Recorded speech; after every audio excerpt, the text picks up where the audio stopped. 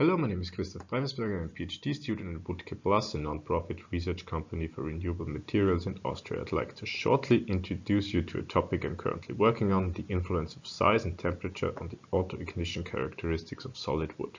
The demand for renewable materials in housing is rising, and wood as the major structural material finds more and more applications.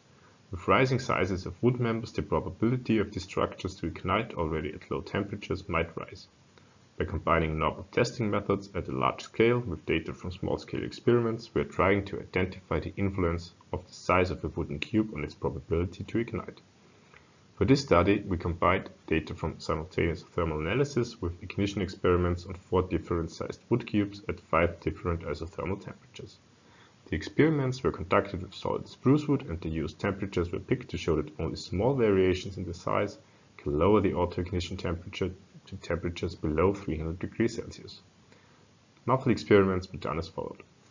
4 different sized wood cubes were placed on a specially constructed rig equipped with 2 thermocouples, one in the middle, one on the surface. The rig was then placed in a preheated furnace, and the occurring temperatures were recorded every second. Unfortunately, the surface thermocouple usually lost contact during heating due to shrinkage effect, so these curves were not used for interpretation of the results. On the lower left side, you can see example curves of the different cube sizes at the 5 investigated temperatures.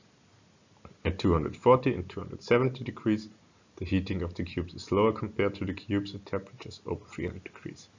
The reaction time is longer and the resulting temperatures are lower. Only cubes with sizes of 20 and 50 mm burn. At temperatures of 300, 330 and 360 degrees, the heating and reaction time is much faster.